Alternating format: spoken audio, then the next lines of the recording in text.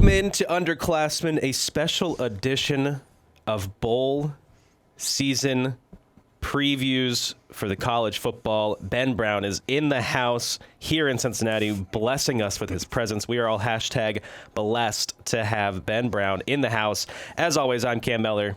Ben, it is truly great to have you here this week. It's great. I'm live and in the flesh finally for the first time for the Underclassmen. So I know I watched those college football semifinal games on Saturday night, and I was like, man, I got to get on a plane the very next morning, get here. I got to chat with my boy Cam a little bit. At least you had a great game. Yeah. Like to keep you awake. To keep you awake, I and know. Then get on the plane early, I guess. I was almost hoping excited to get up around 3 a.m. to get on the airplane, so I was kind of hoping that the game might separate a little bit more for Clemson earlier than what, actually ended up happening, but I'll take it for what it's worth because Clemson did end up squeaking it out for us there at the end, which was kind of nice. We can preview that and recap that when we preview. That was, to say the least, that we will get OSU fans complaining. Rightfully so for one call, but maybe not for the few others that they thought should have gone their way that did not go their way. We'll likely hear OSU fans complain for a long time. I can see this happening for a long, long time. I mean, I still have Miami friends that complain for a pass interference call back from 2001. So, I mean, this has all the makings for OSU fans to have a rightful complaint going maybe into this next decade. So let's kick it off, though. Let's do this. You're here in Cincinnati. Dr. Eric Eager lied to you saying a sweater would be enough. It's cold here. It's windy. It's cold. It's windy. The wind blows off the river, and it's a different kind of cold. It's a different kind of cold. It's definitely, I mean, there's no snow on the ground, which is something I'm more used to a little bit, but the wind chill is something that I've never really dealt with before. I mean, it's just, it blows, and it like cuts to your core a little bit. It hurts. So it does it's a hurting wind. You walk outside and your eyes just water a little bit when you're walking directly in the wind. So yeah, I definitely feel the pain at this point for the Cincinnati residents. The Cincinnati weather got me compared to the Columbus weather. The Columbus weather, when I first lived in Columbus, it was, the wife says it's not that cold in Columbus, having lived there before. Minus 35 our first winter hits in Columbus. OSU still made her go to work that day, too. So here I am worried that her car is going to freeze on the way. But Cincinnati's weather is completely different. To be just 90 miles southwest, it's completely different. This wind off the river is insane. Could talk about it all day long. Let's talk about some warmer weather games here. Quickly through the opening slate. It's New Year's Eve. Hope everybody had a great decade. Hope everybody had a great 2019 and big things to come. Big things to come maybe for some teams that are playing in New Year's Eve games as well. The Virginia Tech Hokies and the Kentucky Wildcats, two differing seasons. Virginia Tech starts off with Ryan Willis at quarterback. He does not fare very well. They get Hendon Hooker as a pleasant surprise. Kentucky starts off with Terry Wilson, looks every bit of like a Heisman contender. They could surprise win some games. He goes down. They're stuck with Lynn Bowden, a wide receiver, as their quarterback to go through the year. He's fared very well, setting historic records in terms of rushing yards from the position. So they do it differently. They've had complete different trajectories in terms of how their seasons have gone. What do we like for this game, though, going forward? We kind of lean, at least from a green line perspective, we definitely lean towards Kentucky. The line's sitting at plus 3.5 for the Wildcats at this point. Again, you touched on it. Lynn Bowden has been a completely different I guess if you want to call him a quarterback, running quarterback running, I don't know. But, they run 61% of their plays. Obviously, they have a very low EPA generated per pass attempt. I think they're sitting around minus 0.16. They do, surprisingly, are one of the few teams that have a positive EPA from the rushing game, which, has a lot to do with what Lynn Bowden has actually been able to do behind center for them. I do think that they could potentially squeeze this one out. I would lean towards Kentucky Wildcats. I don't think the 47.5, I don't even think that over-under is playable at that current price. So I would lean towards, a low-scoring game. I think Kentucky will probably at least be able to keep it close. Whether they, squeeze one out at the end or lose by a field goal, I think is definitely probably the most plausible scenario in this game. So we do give that cover right around a 54.6% chance of winning. So I can see it. We've seen them run like crazy. They did it against Louisville. So they ran through clearly a very good ACC team in Louisville who just proved their worth against Mississippi State as well. So their defense has been, I think, probably one of the more underrated in the entire conference. They held Florida's offense very, very well. Should have almost won that game too. But I mean, they completely shut down the Louisville offense as well, which I think, obviously they've been on quite the tear here recently as well. So we do have them at Kentucky Wildcats defense 26th overall on our opponent adjusted Massey ranking. So they are definitely a quality unit from that perspective. And I think what they do offensively as well kind of dovetails well into how they're going to play this game. And I do give them, a nice chance of actually covering here this start to New Year's Eve bowl game. So next game, Tony the Tiger Sun Bowl. Look, I'm gonna curb my enthusiasm talking to you, Larry, but I'll curb it because I think next year this FSU team, obviously, how could you not like this FSU team next year with what new head coach Mike Norvell's been able to do in terms of not only bringing in an incredible staff. I mean, he's got former coordinators coming in from other programs, taking demotions essentially to be analysts for the team, a new chief of staff, convincing Marvin Wilson and scary Tamorian Terry to come back to the team next year. This is a rebuilding team. Willie Taggart signs one quarterback in his recruiting classes in 2 years almost. Norvell's on the job and gets two quarterbacks in his recruiting class in 8 days. This guy clearly knows what it takes to win for a program. Look at Memphis, held their own, even without him, just what he built against Penn State in the Cotton Bowl. The Tony the Tiger Sun Bowl, though, against Arizona State, I'm not sure. I had to pick them. I went to Florida State. If you've not listened to the Underclassmen before, you may not know that I went to Florida State. Go to my Twitter feed. You'll know that I went to Florida State and that my heart still runs garnet and gold or black and gold for UCF as well. However, they're not playing today. It is FSU versus Arizona State. I'm riding with the Seminoles. I rode with them in every game this year. I've been happy more than I've been sad, unlike last year. Nope. Rare change. So I'll still go with them. I think this game James Blackmon's been pretty good over the back half of the season as well, limiting mistakes, also having some of those highlight reel plays that, his arm, if he added some weight, maybe he's the quarterback next year. We'll see what they do. And sort of his maybe potential final game as a starting quarterback could do some things. Yeah, I think from my perspective, if I was you, I would definitely be pleased with what Florida State has been able to do, even over the past couple of days, getting, people to recommit or, come back to the Florida State program. I do think they are definitely heading in the right direction. For this specific game, it also seems like you were getting some support. I think Florida State opened up right around 4.5 point favorites. We have it currently listed as +4 for them.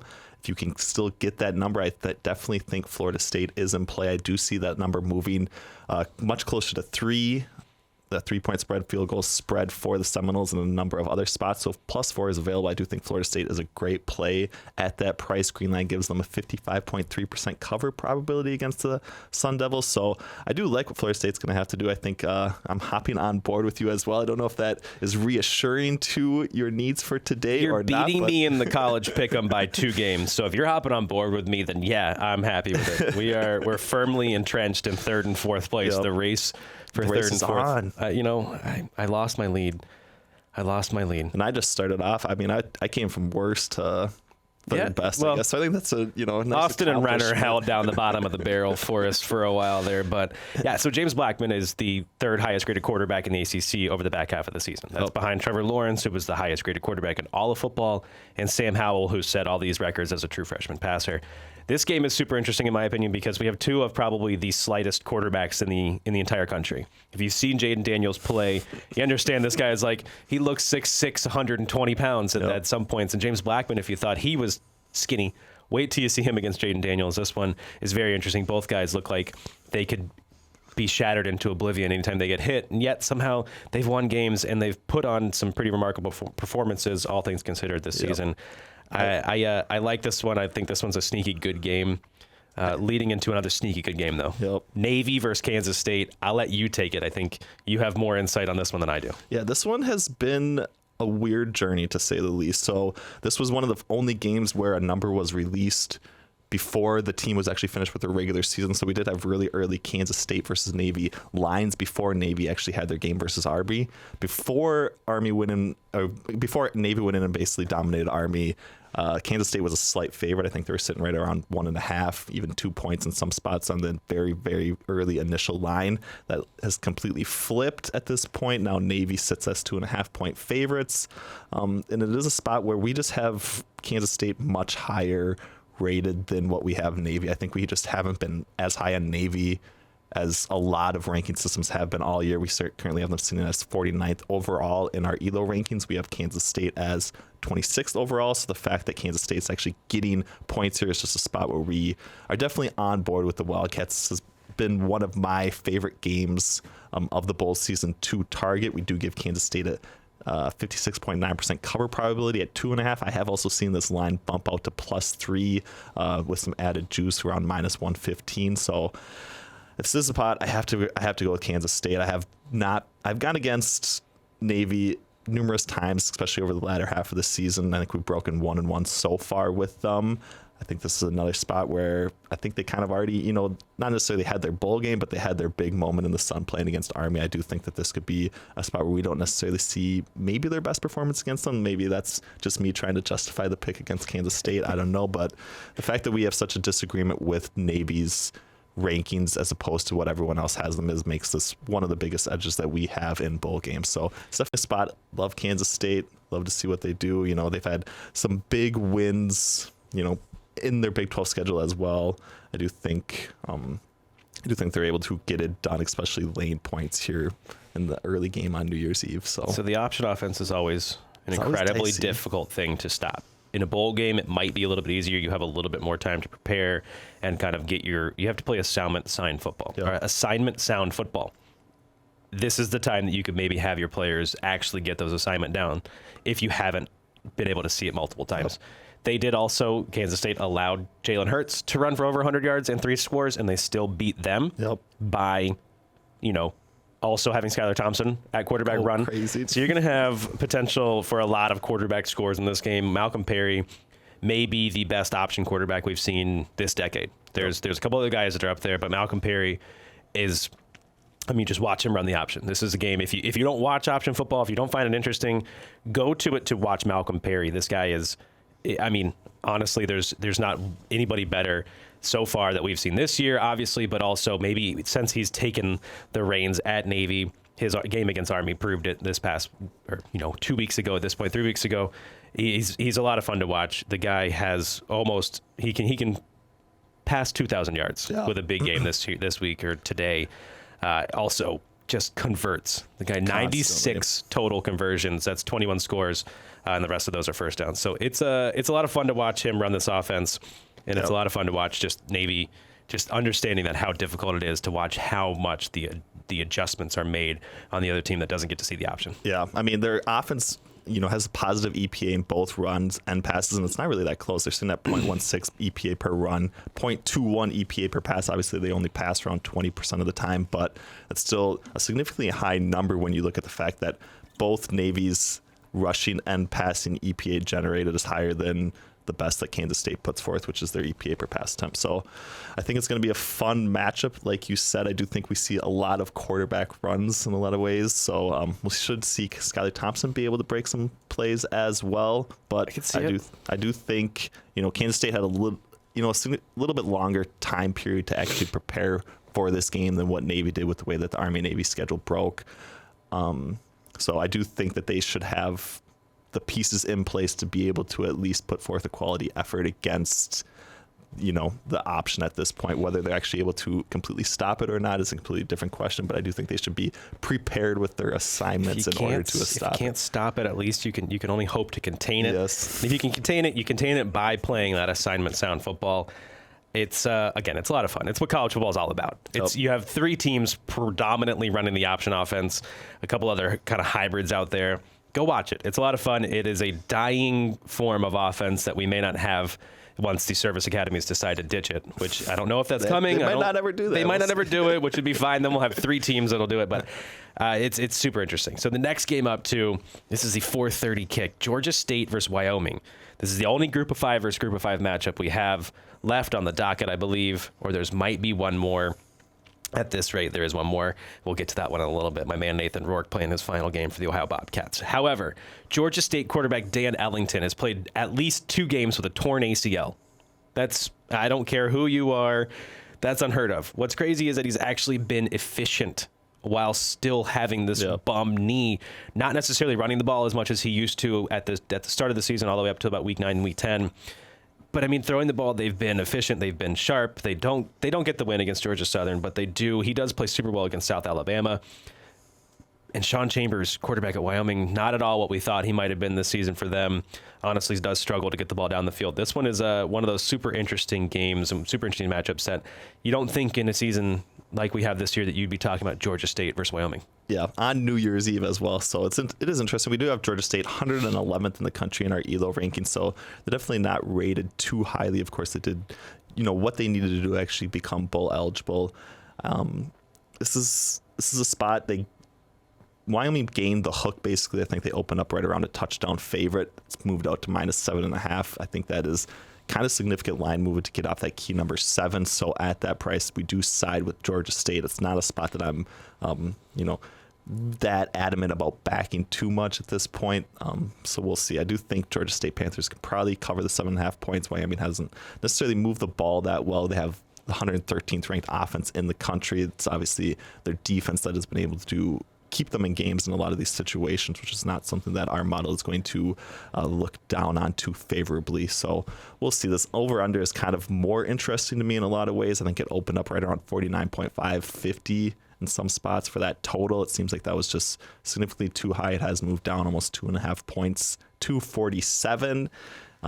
It's close. It could be a little bit of an overcorrection. It does depend on how well this Georgia State defense actually plays. We do have them ranked 118th in the country, so maybe Wyoming's offense has a little bit of movement as well on the ball, but we'll see. It's kind of a weakness versus weakness matchup, which is going to determine this game here. Wyoming needs to run the ball. I mean, you can see the discrepancy in average number of plays per game from this team. Wyoming loves to run, pound it, and keep the ball away from the other team. So maybe that's what they do. They don't allow what could be sometimes we've seen a kind of a dynamic offense from Georgia State. It's an interesting game. It's a first group of five. It leads the way, though, to the Alamo Bowl.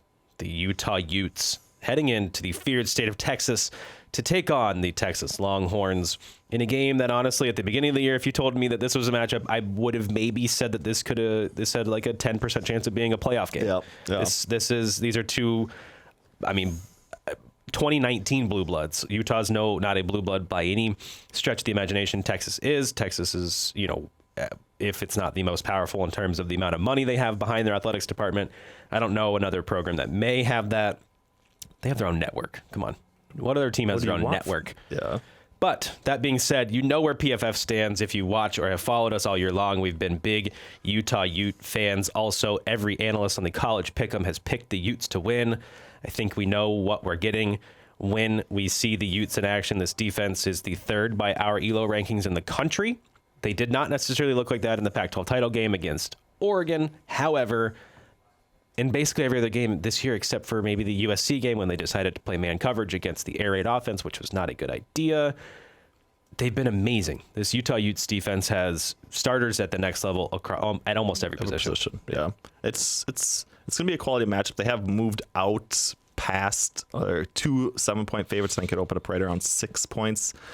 We do give a significant edge to the defense for Utah at this point. Obviously, Texas hasn't been anywhere close to being good on that side of the football for a long time. We do have them ranked 12th offensively for the Texas Longhorns, but I do think that Utah's offense is actually quite capable of moving the football. I think they're going to probably get it done. I would lean less towards the spread in this game, more towards the over at 54.5. I think could potentially be in play. It really depends on what Sam Ehlinger actually gives us from that perspective. If they're actually able to move the ball against one of these best defenses in the country. But I do really like Utah's offense as well. I do think that they have the passing offense if they unleash Tyler Huntley, like we've kind of been talking about all season. They're sitting at 38th overall in EPA per pass offense. I think that they're actually better than that when they're able to take the top off a little bit here. Let him throw it. Let him play. Look, we all know that play action is not dependent on a good rushing attack. We know it here. They don't need a good rushing attack to make play action work. However, when you have Zach Moss, play action is just by virtue of having Zach Moss in your backfield, hypothetically, Tyler Huntley should be able to throw the ball off of play action here very well, find the guys down the field. Zach Moss breaking 83 tackles this year on 218 carries. That number is not as good as Travis Etienne's, but it's close. Who did it on fewer than 200 carries? He broke 84. So we're talking 4 guys broke more than 80 tackles this year. Moss needed the second fewest carries to get that mark. Just only 32, or I think more, to get to that 80 missed tackle force plateau, more than Etienne. So both of these guys are just tackle breaking machines. We've known that from Moss his entire career. He's great. He's terrific. He's great. Honestly, if the next level, if we want to see something from him, maybe get him the ball out of the backfield. So maybe that's what we do here. Wisconsin listened to us earlier in the year by getting Jonathan Taylor the ball in the passing game. Have Tyler Huntley throw to Zach Moss. Get this dude in space and just let him break tackles against the Texas defense, who, cue the Oklahoma tape. They could not tackle CeeDee Lamb if their life depended on it. And so I think this is a strength on strength. If Wyoming versus Georgia State is weakness versus weakness, this is a strength for strength in terms of, Texas offense has been pretty powerful, Utah's defense, but then you have these individual matchups where Moss should just dominate in terms of breaking tackles against the Longhorns. Yep. And, Tyler Huntley has a better passing grade than Sam Ehlinger as well, which I think would surprise a lot of people. So Shock of the world. I go back and forth on this. Obviously, Texas has, is looking to compete next year as well, which for Utah, this looks more like it could be a showcase game for a lot of their seniors that are going to be leaving. This was kind of their year that they needed to get it done. Unfortunately, fell just a little bit short in what they wanted to accomplish this year. So I go both ways in what they're actually, we've talked about it before, quantifying, motivation and things like that and understanding. But I do think that they want to and have the desire to actually play well for a lot of these guys that maybe didn't quite get to the finish line that they wanted to at this point. Yeah, I think for the most part, all of them are playing. I believe Jalen Johnson is out. Yep. I think he's sitting out this one because he knows he's probably a first rounder. I mean, we have him at 17th, I think, in our latest mock. So other than that, I believe that everybody should be playing for Utah as well, which bodes well for them and their chances. So that's always a tricky thing when projecting and looking at it, is who's sitting out, but then that motivation factor. What is motivating Alabama to beat Michigan on New Year's Day at noon? Anything at this point? Not a lot. You don't have Tua. You have Mac Jones at quarterback.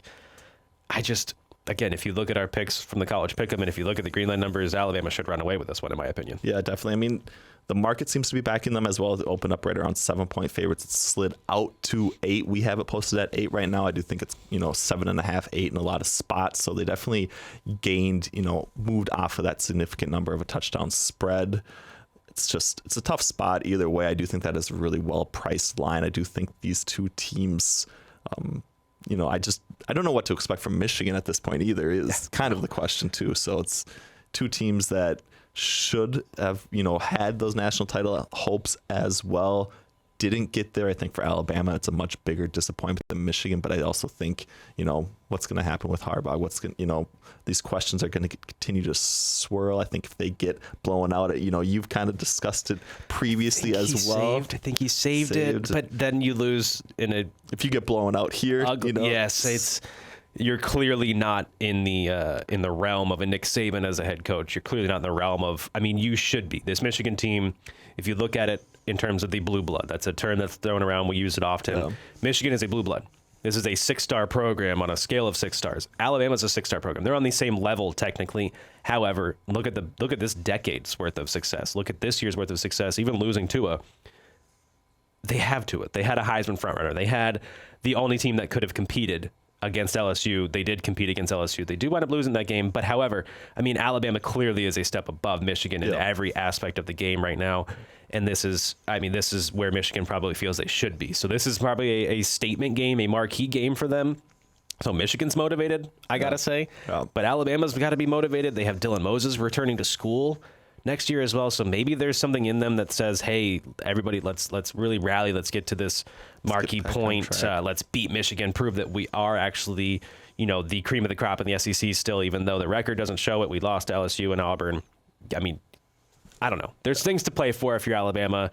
Proving that you're better than, the second best team in the Big Ten is probably up there. I will say this, at least from like a green line modeling perspective, our ELO rankings and things like that, we obviously don't take into account the final score in situations. So in games like when they lost to Auburn, we actually had Alabama probably should have won that game. I think they had a few bad breaks. They, of course, missed a field goal at the end. Things like that didn't go well for them. But that still didn't necessarily affect their rankings in the way that they should have for a lot of other teams. So it seems like in some ways we almost had Alabama higher than what we should have in our ELO rankings and in Greenline towards the end of the season especially. And then in that scenario, I would have expected that we would be fully on board with Alabama. It seems like the market has definitely bought into Alabama at that price, and we don't really have a play at currently, which almost makes me kind of worried for Alabama because we've been so high on them and all of a sudden we're not backing them. So there's just a little bit of delicacy in walking that path, but it's a spot that I'm comfortable not being on either side. Thankfully, we don't really have a play on the total either, but I am definitely intrigued to see how both these programs kind of wrap up their 2019 and what could probably be definitely described as disappointments for both of them and how they're going to move into 2020. And that was, like these games affect our, initial rankings for 2020 as well. So I do think it's going to be an interesting and key spot to at least tune into. First games of 2020 as well, unless the Utah Utes and Longhorns go over, past midnight. Yeah. So you say, though, we don't take the final score into account. That also applies the opposite end. Auburn, week 1, should not have beat Oregon. It's a 50-50 ball, probably even less than a 50-50 ball. Oregon safeties trip. Bo Nix gets a completion for a touchdown. Auburn wins. They were outplayed in that game in the second half by Oregon. Oregon should have won that game. They were one of the only teams to handle Derek Brown all season long. Auburn does not look good all year, basically. I'm sorry. If you look at the advanced metrics, and I pulled this up yesterday, proving a point on other quarterbacks. We were talking Trevor Lawrence and Joe Burrow. I filtered snaps. I was looking at all the throws. And if you look at our accuracy charting for the season, so we chart where every ball was thrown, where it was on the receiver. Was it on the frame? Was it on his hands? Was it led away from coverage? Was it inaccurate? Was it catchable but inaccurate? Was it uncatchable and inaccurate? Passes thrown at least 10 yards down the field.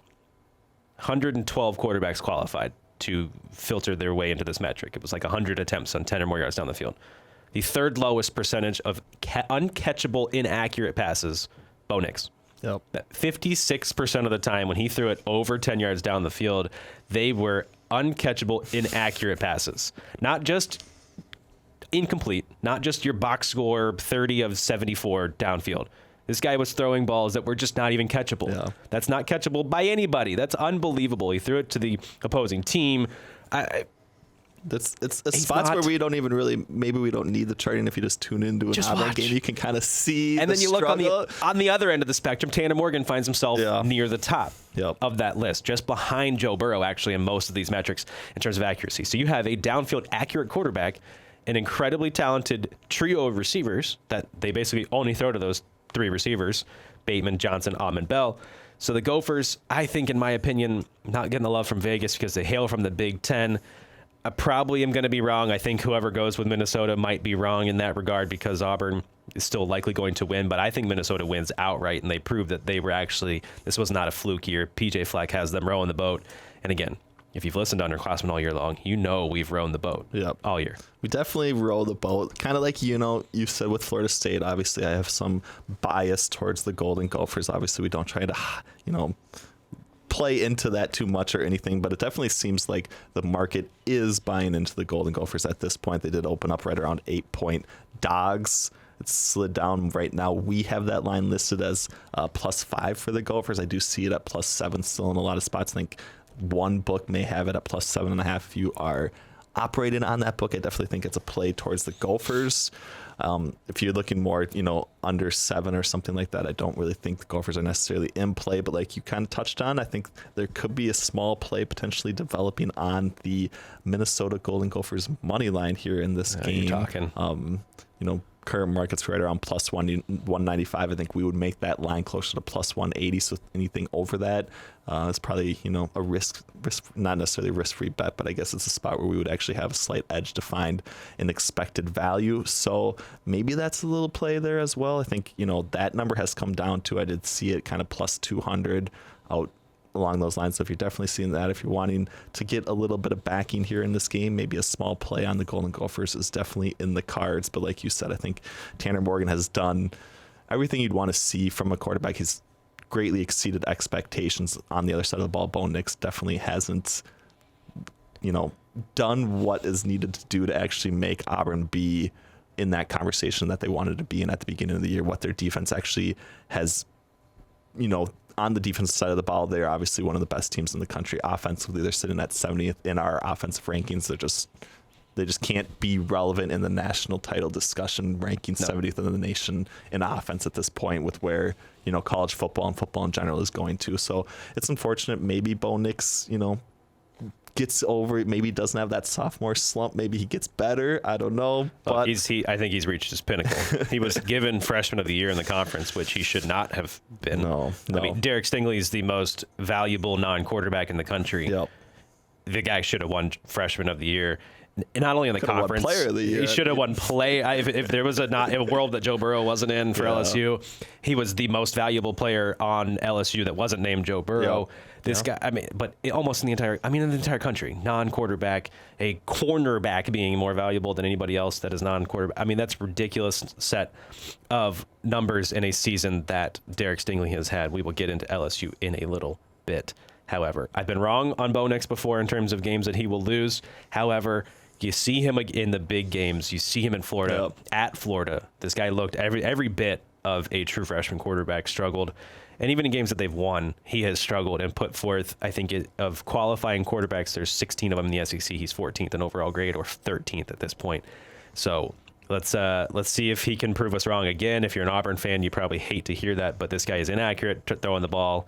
And the Gophers defense has one of the better free-ranging safeties in the entire country, a guy who's made himself a lot of money in Antoine Winfield Jr. So the Gophers have what it takes to likely, at least keep pace with Auburn on offense. Rodney Smith and their talented receivers have to make plays, though, because the Auburn defense, you said it, is one of the best in the entire country. So that leads right to the Rose Bowl, the 5 o'clock kickoff out west, Wisconsin versus Oregon, two surprisingly similar teams. Offensive line, get it done for both teams. Oregon's offensive line is the best in the country, without a doubt. The Wisconsin line literally just produces NFL talent after NFL talent after NFL talent.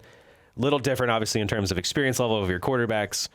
In terms of playmakers on the outside, they don't really. Quintez Cephas is the only one that really is, for Wisconsin, and then Johnny Johnson. The Oregon Ducks kind of differ a little bit in terms of who is their go-to playmaker. C.J. Verdell is every bit of a star running back as well. But this one, you look at it, there's only one player that you really need to spend a lot of time talking about, and it's Penei Sewell, left tackle for Oregon, setting all sorts of records. Was the highest graded true freshman we've ever had at PFF for a tackle, and is now setting records. He is a dominant game away from having the highest graded season we've ever given to an offensive lineman, which is absolutely unheard of, allowing 7 pressures on up 460 plus pass blocking snaps and leading the country in run blocking grade by over 3.5 grade points. This guy is dominant and will be, mark my words, will be on the Heisman favorites or preseason watch list for the Heisman and every other award this year. Yep, and he should be, and he definitely deserves to be, and he has been, a significant piece for that offense as well. So we'll see. It seems like Wisconsin, we were kind of, I don't know if we were necessarily high on Wisconsin's defense, but they were playing much better earlier in the season. They've moved way down to 52nd overall in our defensive rankings. So they're a team that hasn't necessarily performed that well from a defensive perspective over the latter half of this season. So it'll be an interesting spot. They have dropped, significantly in just recent weeks as well. I think they were up all the way up to, close to the top 25, maybe even sitting right around 30-ish overall for our defensive rankings. So I think Justin Herbert's going to play well. The market has kind of held firm at that field goal spread for the Badgers. I think we have it listed right around +4 for Oregon at this point. It could be anywhere between 3 and 4 if you're depending on what book you're looking at that price. I would lean towards the Ducks, especially if you can get that at a +4 at this point. So we'll see. Right. I don't know if it's enough to beat the VIG price, but we have that right around 51.9% if you're looking at a +4 number in the Rose Bowl. So no real play on the total, unfortunately. It could be, an interesting game as well, both, how these offenses are able to move the ball, but I don't know how much Wisconsin's actually going to have success against this Oregon defense. I don't know if you have any thoughts. I love the way that the Ducks play defense in general. They're truly kind of remarkable. A guy who I think will sneak up draft boards at linebackers. Troy Dye out there for Oregon. He does everything and everything well. Coverage, run defense.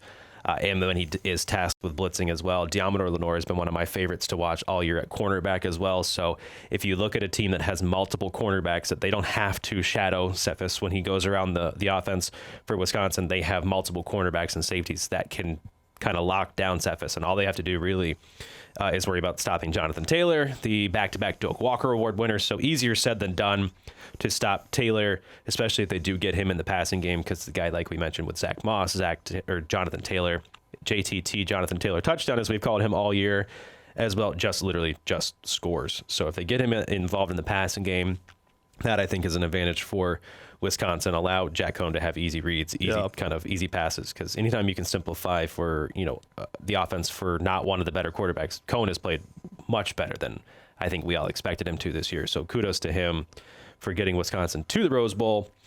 But we'll see. This one, I think it's interesting. This is a strength for strength. I want to see those offensive lines just literally dominate. We watched Oregon's offensive line literally dominate the defensive front from Utah, so there's no stretch in my mind that they can dominate Wisconsin's defensive front either. So another strength next up, though. This one is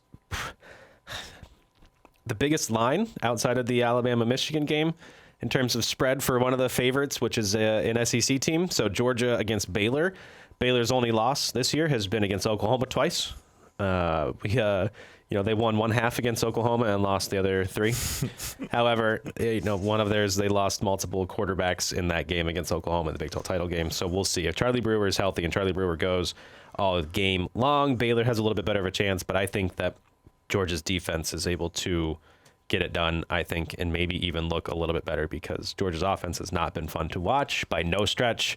However, their defense has been great, watching them literally shut down the opposing offense's best players. Yeah, definitely. And, we're obviously high on Georgia's defense. We have them ranked 9th overall. I do have to disagree in some ways, at least as far as if they're going to be able to slow down Baylor. I think this total is kind of a spot that I definitely like, sitting at 41 in some spots. It's moved down from 42. I do think that we see, I've backed Georgia's total overs before, and it just has not gone well, but I do think this is a spot where we can get over 41 points. We need 6 touchdowns. That's like, I could see it from Baylor. Yeah. And then you had to hope that maybe they take the air out of the ball. Georgia does, and they score enough as well. I think that they win pretty handily. So you got to hope that maybe they score the 30 at this point, or 28, 27, a couple of field goals and a couple of touchdowns. Get something up there. But yeah, I do think the 41, I do think we should see that fall. The spread has kind of been all over the place. It seems like obviously there's this certain stigma, or not really stigma, I guess the opposite of a stigma for SEC teams. I think we even saw it a little bit yesterday with Mississippi State and Louisville. Mississippi State went into that game as a pretty decent favorite at that, starting off, and it just was not really close at all. It seemed like Louisville was completely in control of that game. It seems like every SEC school that's heading in here has been favored so far.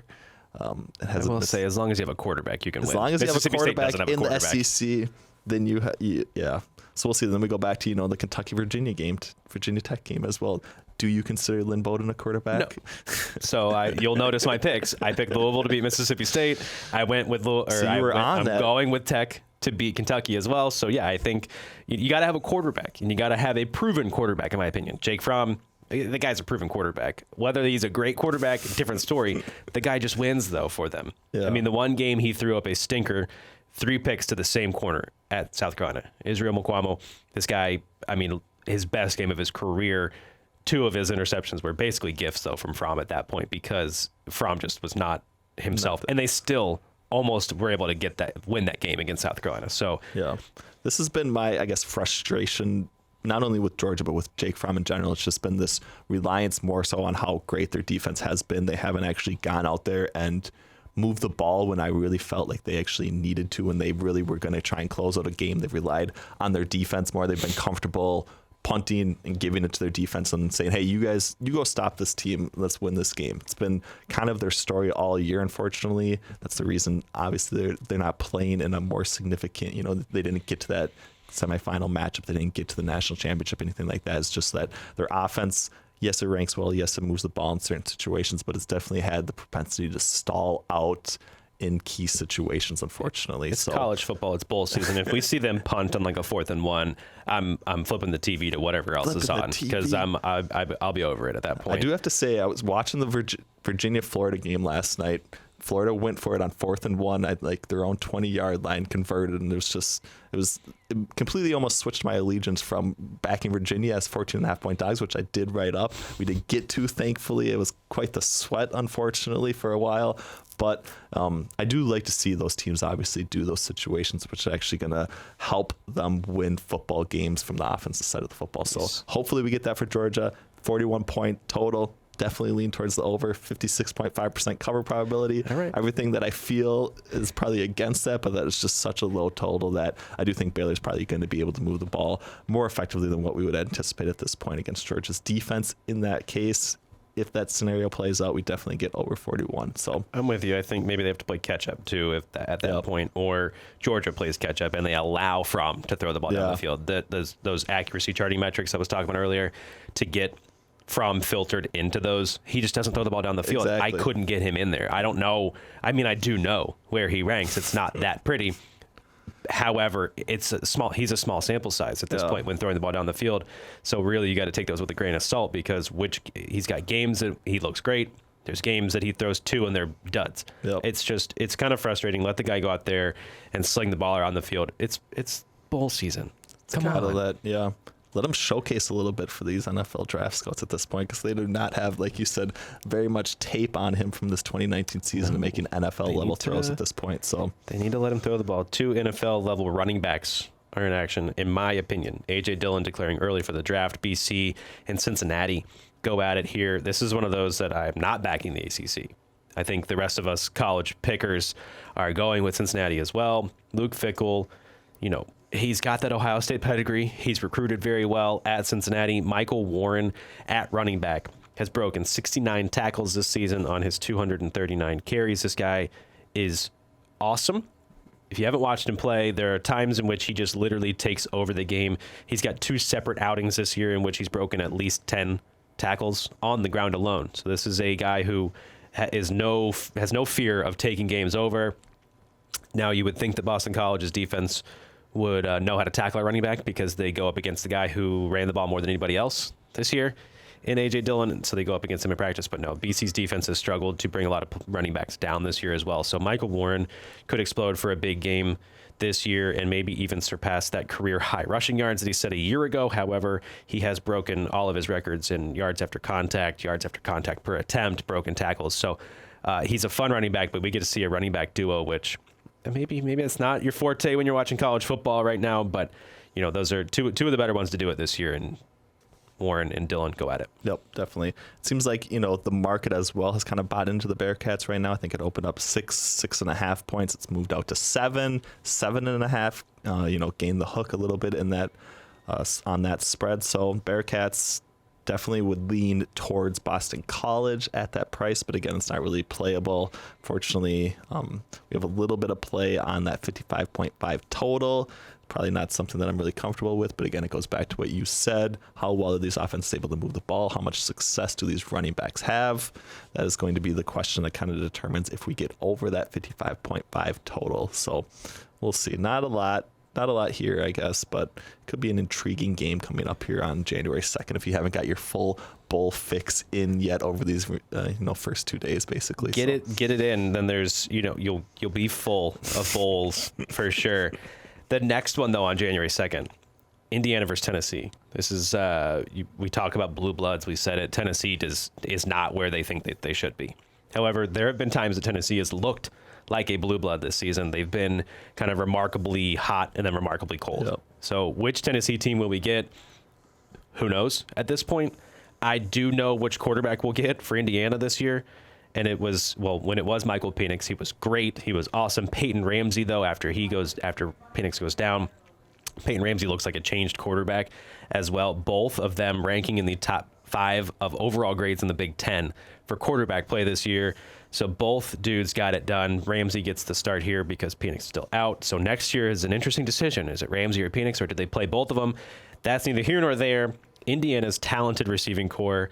has surprised a lot of people if you haven't paid attention before. But Nick Westbrook, Stevie Scott, Wap Filior, these guys are amazing. Hendershot at tight end, Freifogel at receiver. I mean, these guys literally, they have a stable of wide receivers that can get the ball in terms of how much they feed them and then how efficient they are too. So Indiana has the horses, I think, to run with Tennessee. Does Tennessee get up for this game? Probably not as much as Indiana, but we'll see. Yeah, it's been interesting. At least Indiana actually opened up at 1.5-point favorites. It's completely flipped. We're looking at the Volunteers right around 2.5. It might even bump out to -3 by the time this game kicks off. I don't know. It's again, we go back to SEC getting all this backing and all this love during bowl season. Even if the market initially opens up at a certain price, it seems like a lot of the public perception is pushing these SEC team spreads out in that direction. So we'll see. We do like Tennessee here to cover 55% cover probability at that 2.5-point spread. So it is a spot that I could definitely see the Volunteers kind of rolling. Depends on what team we get, like you touched on. But I'm always a little nervous back in the Volunteers with their ranking of 90th overall and our, Massey adjusted rankings at this point. So we'll see. Could be a little bit more closer to the over at that point. But I do think it probably sticks within a one-possession game. It just comes down to if Tennessee covers that 2.5 points, which Greenline definitely likes. I would lean that way as well. We're in a little bit of disagreement in that regard. So we'll see if Indiana, comes out firing here at all cylinders with Peyton Ramsey at quarterback. It determines and see if he can win back that job heading into 2020. I don't think so. I think Michael Penix should probably be the future and should probably be getting the majority of snaps here next season. So it'll be good. We'll see. Team who will not be getting the majority of their snaps next year from the same quarterback. It's one of our favorites, Nathan Roarke, quarterback of the Ohio Bobcats. If you've not watched Nathan Roarke play quarterback, it's a little bit different from your normal college quarterback. He's not the biggest guy in the world. He doesn't stand back there and throw the ball like you would think. This guy runs the ball and runs the ball extremely well. He is 81 yards short of a back-to-back 1,000-yard rushing season from the quarterback position.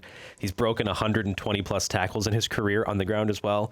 So this guy literally is a dynamic runner, but also when he does throw the ball and when Ohio does throw the ball, he's been efficient and he's been sharp and he's been, there's a couple of games in which they should have won early in the season. They had a really tough schedule. Yeah, they did. They had the lone 11 o'clock Eastern kickoff this year against Pitt, lest we rewind back to that game. 11 o'clock kickoff. That means before Lee Corso was putting on headgear, probably 55 minutes before that was happening, actually, they had already kicked off their game. They were already playing. That game also, Roarke had to travel by car, not in the team bus because he was so sick. That's right. And they still almost beat Pitt in Pitt. So this is Ohio has had the horses this year, I think, to contend for the MAC. Chips did not fall their way. Roarke, though, is still as exciting as any Group of 5 quarterback, as exciting as any quarterback in the country when he is on. So I'm interested to see what he does. His younger brother likely taking over as well next year. So you get 3 years of Nathan and then maybe 3 years of Curtis Roarke for the Bobcats in Athens.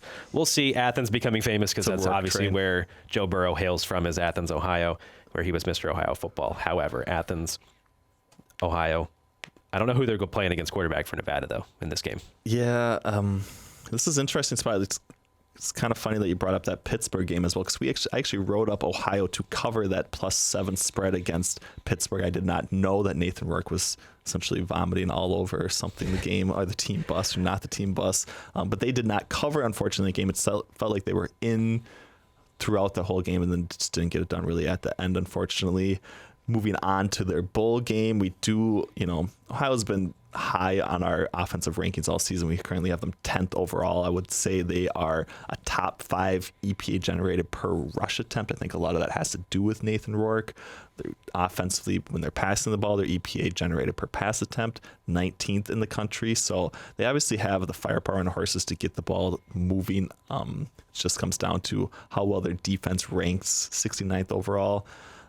So this could be a spot where they could definitely roll here. I think if you were siding or if you were taking the quote unquote sharp side, you'd probably lean towards Nevada +8. That is the spot that Greenline leans. Thankfully, it's not really a recommended play based on the expected value that we have for this game. So I thankfully am not on it. I don't really want to back the Wolfpack's 121st ranked offense at this point. So we'll see. I can watch just from a fan perspective and enjoy the last college football game for Nathan Roarke and not really have to worry too much.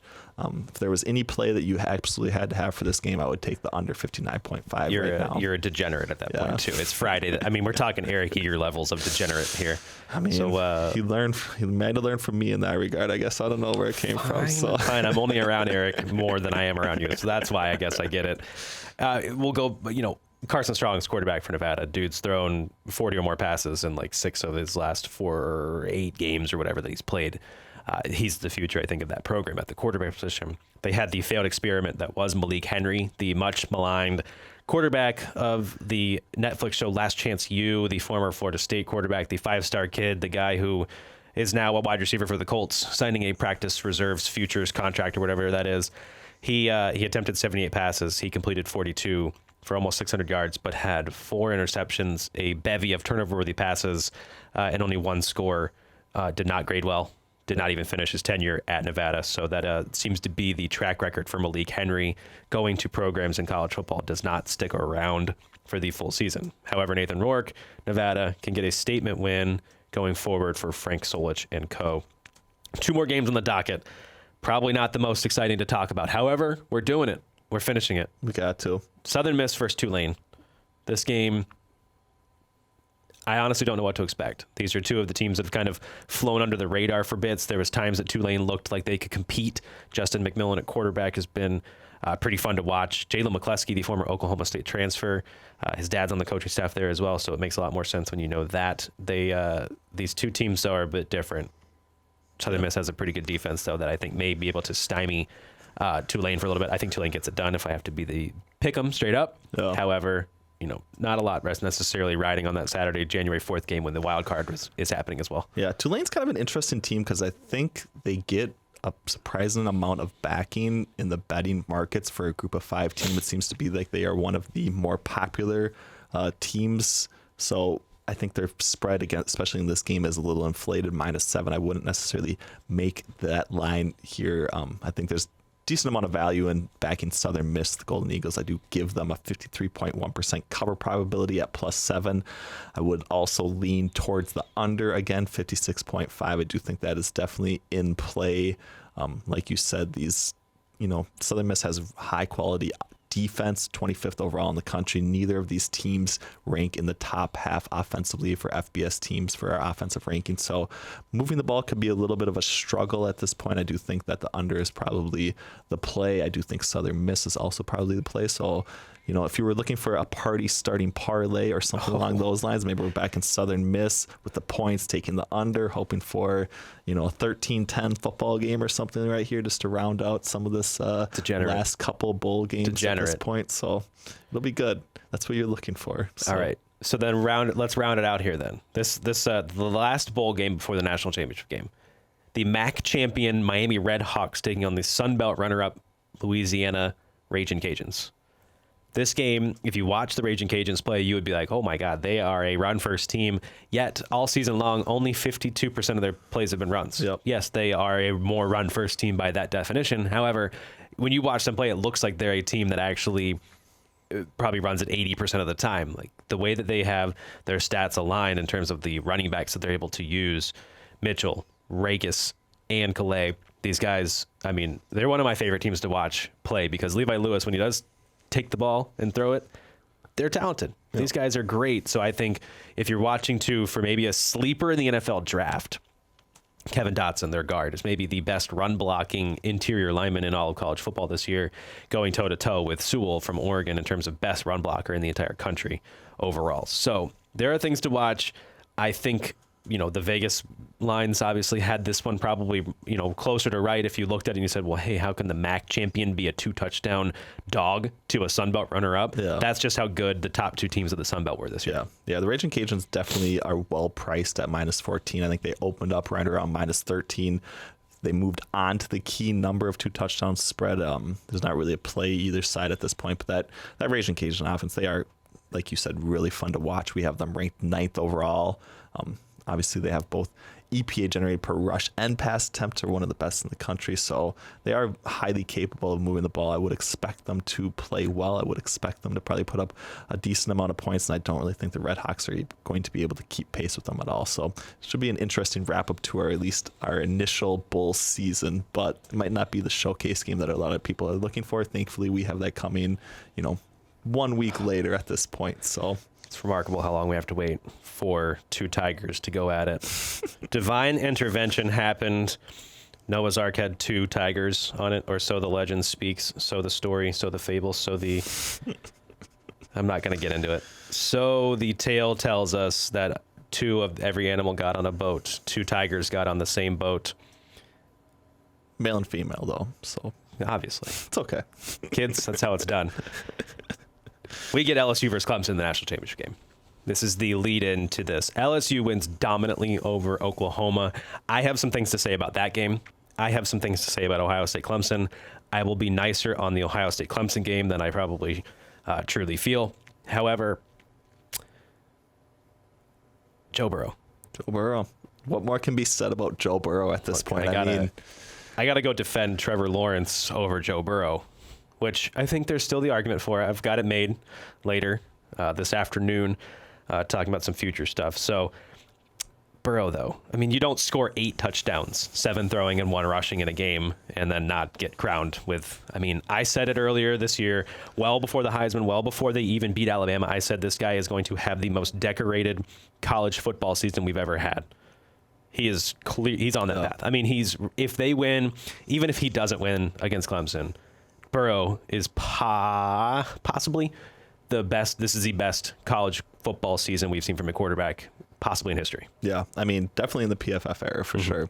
With all the stats that we have, it's obviously he's a clear tier above. Obviously, he can put the bow on this almost perfect season at this point in this national championship game. I think the public definitely expects that to happen, but it's hard to think. It's crazy that people actually took the under in this LSU Oklahoma matchup. It was essentially never in doubt getting over at that point. Thankfully, it was a spot we really liked. I don't think that the quote unquote sharp side was the over, but it was definitely the play that seemed like the right fit at that point. I thought 42-33 was in play. Yeah. Or 45-30. Yeah. I thought that it was a dominant win, but I thought Oklahoma's offense was still going to be able to score, and then LSU might have called off the dogs. They didn't call off the dogs. Yeah. They did not call off the dogs. And, if you want to talk about degeneracy a little bit, there was someone that had the under 96 live game action. That actually turned into a sweat at certain points during this game. So live it was action. fun. Look, we're not going to get into that. Live action. That's just crazy talk. But yeah, it was essentially, another perfect game from Joe Burrow. What more would you expect from him? That really, they obviously deserved that number 1 seed, but I don't really think that Oklahoma necessarily belonged in the college football playoff with the way that things broke. I would have said that before this game. They were definitely not the team that I wanted to see in there, and this was kind of more along the lines of my expectations for how the game would play out. I think maybe Oklahoma scored 1 more touchdown than what I would have anticipated. LSU probably scored 2 more touchdowns than I would have anticipated, but still the game other than that kind of played according to script from what I would have projected out. So it was good. And, now we move into this national championship game, whereas probably before the SEC title game, I think Clemson would have been a significant favorite over LSU. I think even after last week's, before the playoff games, we would have made Clemson a slight favorite over LSU, and that has, completely flipped. But not only that, but the market has, bought into LSU as well. I think it opened up right around 3.5 3-point favorites for LSU. It slid all the way out. I think some numbers were printed at 6. It's obviously caught some resistance at that point, so it has come back down to 5.5 5 for I don't know what else they have to do though, which is just the craziest thing overall. I mean, in my opinion. Yeah, but before we dive too deeply in the national championship, let's talk a little bit about this Clemson Ohio State matchup. Well, I'm going to go back real quick too, because if you're Oklahoma, I was not kind to you. All year long. I was not kind to your quarterback. I was not kind to your prowess in terms of over Big 12 defenses. Great. Good for you guys. One player that made himself quite a bit of money this year, not Jalen Hurts, not on offense, on a defense that allows 7 passing touchdowns to Joe Burrow, as a cover defender. Parnell Motley, the only guy that graded positively for the Oklahoma defense in this game was Motley. The only guy that's locked down wide receiver ones for Oklahoma this year, Motley. They did not utilize, maybe they utilized him as best they could. That he shadowed opposing number ones. So in this game, it was targeted just once against Jamar Chase, the Blitnikoff Award winner. Does not allow the reception, breaks up the only pass thrown his way on Chase. For the season, Motley targeted against number one receivers 19 times, allows just 1, 2, 3, 4, 5, 6, 10 catches, no touchdowns, an interception, and 2 pass breakups now. So against number ones, Motley, when he shadowed them and when he watched and tracked these number one receivers, this is a list that includes Colin Johnson of Texas, TJ Vasher of Texas Tech, Mims twice of Baylor, Dillon Stoner for Oklahoma State, as he was their number one after Tylan Wallace went out, Jalen Rager of TCU, and then Malik Knowles, who was an underrated guy from Kansas State. So he followed all these guys.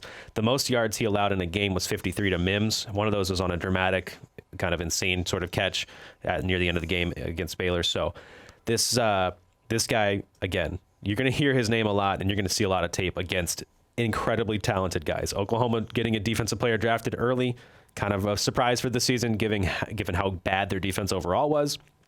Motley, though, is every bit of a cover corner that has shown he can lock down against NFL caliber receivers, and this guy will go pro, and I predict Motley to have a great professional career. Yep. A guy with a great professional career on his line coming forward. Trevor Lawrence, obviously, one more full season, one more game. We're looking at likely potentially to have 16 total more games. Trevor Lawrence at quarterback for Clemson here. This is thinking they get to the national championship game again next year. Which at this rate, how could you not think this guy gets to the national championship game again? 25-0 as a starter. What more do you want? He's perfect. He hasn't lost since high school. Is that what it was? Unbelievable. Basically, yeah. So even in the face of adversity. Yep. Against UNC, they do what they need to win. The defense gets a great play. UNC goes for 2. Whatever. That game is behind him. Since week 8, and including this amazing performance by Burrow, the highest graded quarterback up to today, up to right now, at this very moment, starting at week 8, Trevor Lawrence, the highest graded quarterback, the highest graded running back, Travis Etienne, the highest graded wide receiver, T. Higgins, still at this point. They have 3 of the best players in the entire country, and they have tackles who mitigated an incredible offensive line from Ohio State, or defensive line from Ohio State, in terms of not allowing a lot of pressures. They do allow 1 sack on a corner blitz. That probably ruined the game for Ohio State. Shaun Wade goes out, and it apparently, according to Trevor Lawrence, pissed him off because his arm went numb, and that's when they rolled off all their points and all their yards, basically, after the targeting penalty. Trevor Lawrence, though, all the credit in the world. When they needed him to take it off and run with it, he did. When they needed a couple of passes, dump downs, whatever they needed, he gave it to them, and Clemson wins. Yeah, it was interesting because I was having a discussion, I think, with Neil and Eric a little bit yesterday about how this Clemson-Ohio State game played out. And, Trevor Lawrence had 14 designed runs. That's what we gave him credit for. So right around 23% of his snaps they set up for a designed run. I think his season average up to the game before Ohio State was just 6.13. So I was kind of wondering, what exactly was the thing. And then of course later on last night it came out that his arm was numb, wasn't probably able to throw as well as what it was expected. But he still, obviously he got it done with his legs. His passing, 3rd lowest passing grade game of 2019 coming against Ohio State. Obviously Ohio State has the great defense, which has some effect on that matter, but we'll see. After a streak of 5 games of 85 or more passing grade, he had just a 58.3 passing grade against Ohio State, which wasn't great, but he was under pressure a lot. I think 35% of his dropbacks came under pressure. He had just 2 completions in that scenario. 3rd down specifically, it seemed like jumped out a lot to me. On his 10 third down dropbacks, I think he was under pressure on 40% of those. He had just 1 completion in those scenarios. So it wasn't necessarily that Clemson had a ton of success offensively from Trevor Lawrence throwing the football on Saturday, and they were still able to emerge victorious. Obviously, there were some calls that didn't necessarily break correctly for Ohio State. Those sorts of things happened, but I do think that Clemson showed that they were the better team here, and by the end of the game at this point. So overall, I will say, for one of the first times of his career, Lawrence got himself into pressure. He had, and maybe that's his arm. Maybe not trusting it at some points because everything went numb or whatever he said. So he does, career high in terms of getting himself into pressure with 3. So he got himself sacked, and he invited 2 hurries on his own. So some of those not credited to his offensive line and to him. He should have gotten out of it. I will say they teased the design run game for him this year. He had 8 of those against UNC. Okay. And then he had, but other than that, the only other highest was 5 in the year. That's what I thought too. It's not one of those moments in which against Virginia, they showed it early. They had, I think, 3 of his 4 in that game were on like first or second or drive against Virginia in the SEC title game. So they did tease it. They kind of showcased what it was. It's like it's something that where they're almost defaulting to when they're either behind or in these close games, because obviously it was high in their North Carolina game. That was obviously the closest regular season game. And then we saw it quite a bit, especially with them being down throughout Ohio State. So it'll be interesting to see if that's what they fall back on or rely on in this LSU matchup as well. Maybe it's, the thing that they want to utilize to maybe slow down LSU's offense, or at least keep them out of the field. It's more of those, rushing. But I do think that they have the offensive firepower, especially with T. Higgins and Justin Ross, hopefully healthy to keep pace with LSU. T. Higgins only played 21 of 61 snaps basically on Saturday, and they still dominated the market share for Clemson. I think they had right around 57.6% of the total targets go to just those 2 guys, even with T. Higgins missing, extended periods of that game. I think on the season they're sitting right around 44.6, so that was even higher than their season average. So I think, those 2 could probably stack up well against the LSU receivers to the point where this is going to be one of the greatest matchups we have coming up in college football national championship. I'm beyond excited. Point, this is what you want. You want the first overall pick in the 2020 draft, and you want the first overall pick in the 2021 draft. Yep. These are the 2 faces of the future in terms of the NFL. So at the quarterback position, you get Burrow, you get Fields. Sorry, I'm looking up Fields data here because I have an interesting nugget. You get Lawrence, you get Burrow. But what you also get is you get NFL caliber secondaries, basically, for both of these guys to go up against. So we saw what Clemson did to Justin Fields. They showed the stat, 1 interception leading up to the game, and then he throws 2 against Clemson. Obviously, he had to force the ball. There was a receiver cut off the route at the end of the game that sealed the game for Clemson. However, it proves to the point of the turnover-worthy passes that we chart. We don't just chart those plays that are just intercepted. We look at everything this in a season for a quarterback that he's done, every play on a game. And if he's throwing a pass that should be picked off, we chart that as a negative. We chart it as what we call, quote unquote, a turnover-worthy pass, whether the interception actually happens or not. So Fields, though, 1 pick, but he still did have 8 turnover-worthy passes this year. So that means he could have had 8. They're a very noisy statistic in terms of looking at a quarterback play. So this is why you look more at or less at the box score, more at the PFF grade. Exactly. Yeah. So basically, process over results is how, we're always trying to look at it in certain defer situations. to the smart people for these. I don't know about that. But, results are oriented is obviously looking at interception total. Process, looking at what leads to interceptions. It's obviously really, really, really poor throws, but a lot of really, really poor throws are dropped by defensive backs, or, they sail, they should have been picked off. For some reason they aren't. So, but those are much more predictive of just looking at raw interception totals. And that's what, those are the types of things that we try to provide with the PFF data. And it's something that, no one else is really able to offer at that point. So it just goes back to how valuable, the charting team and everybody else that we have involved with data collection are at PFF to be able to help us identify, a lot of the key indicators and factors that are going to lead into success in this national championship game. So it should be interesting. It's going to be fun. And we'll leave it here. We'll have more on the underclassmen next week in terms of previewing this game a little bit deeper. We'll go a little bit deeper. We'll do a little bit of recap of bowl games, maybe even give out some accolades for the bowl, like an all bowl team, maybe perhaps something along those lines. But I will say this, Fields was the 2nd highest graded quarterback on all throws targeted 10 or more yards down the field heading into Clemson.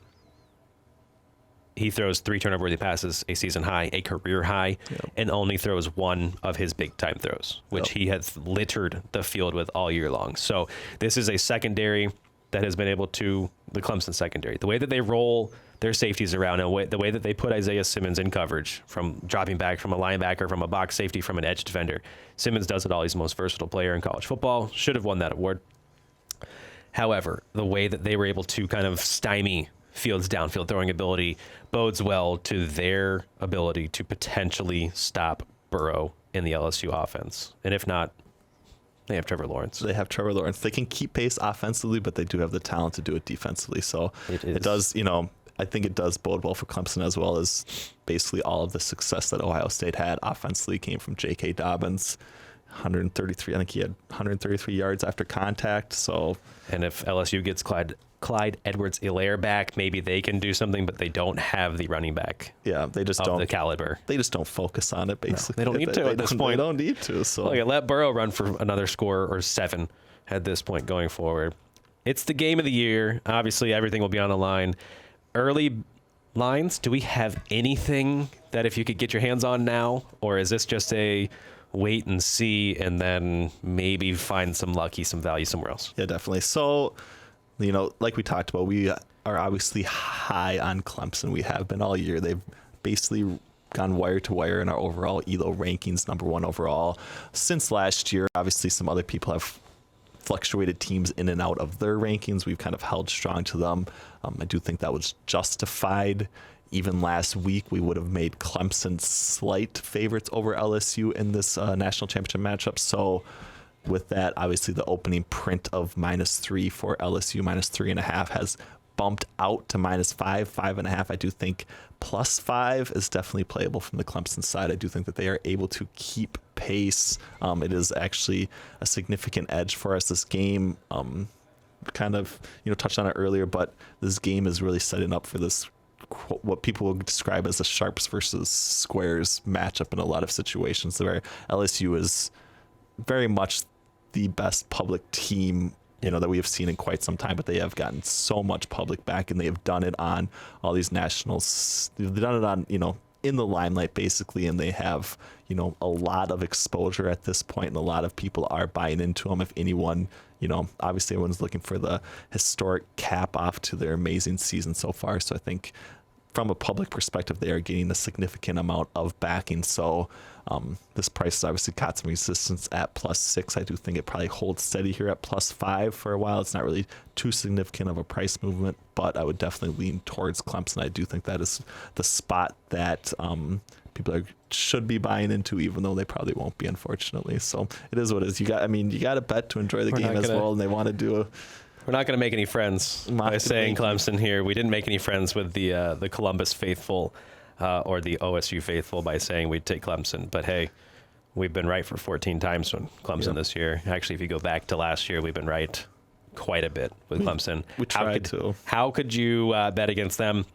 How could you also bet against Joe Burrow? I get both angles of this one because all Burrow's done is exceed expectations in every game, and these are expectations that have skyrocketed from week 1 all the way to where we are now. So this guy, again, in the midst of the most decorated season in college football history from a quarterback, and has one more showcase game, just so happens to be all the way into half January. So we'll see if the layoff affects the LSU team. Clemson used to a layoff at this point, playing in the national championship game last year. So we'll see. I mean, LSU just had their layoff after the SEC title game into their big win against Oklahoma, and all they did is put up historic numbers. So maybe that's what happens too. There are so many angles that you could talk yourself out of it. Pull the trigger, put some quote cheddar on the line, enjoy the game. We'll be back though with a bigger, much more in-depth preview of just about everything you could throw at us for Clemson versus LSU. But enjoy the rest of the bowls. Happy last decade. Happy New Year as well to everybody. May 2020 be prosperous for you all. Go out and get Greenline. Get Greenline. That's how you become prosperous. It's got to be. Yep. You got to get on the right side of that cheddar, or else you're just, throwing that cheddar away. So nobody likes cheddar in the trash can. Yeah, exactly. It stinks. It smells bad. Gets mold and fungus on it. Don't throw away your cheddar. For Ben Brown, I am Cam Mellor. This was the last episode of Underclassmen for 2019. We thank you for listening to the maiden voyage year, this our first year of Underclassmen. We'll be back for 2020. You want to get rid of me and get back to more great PFF YouTube content? All you have to do is push that button right there and subscribe. Thanks for watching.